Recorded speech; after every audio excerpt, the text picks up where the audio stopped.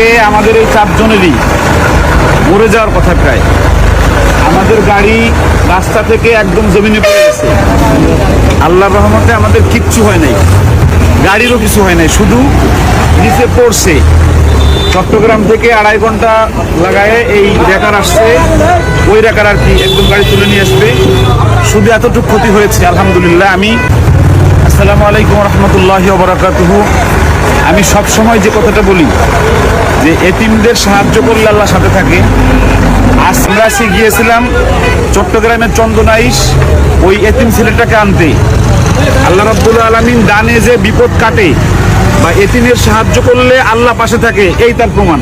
আমি সবসময় বলি যে আল্লাহ পাশে থাকে এতিমদের সাহায্য করলে, এই তার প্রমাণ। বাজান তোমার কাছে কি প্রমাণ মনে হয়েছে না যেটা আল্লাহ সাথে আছে?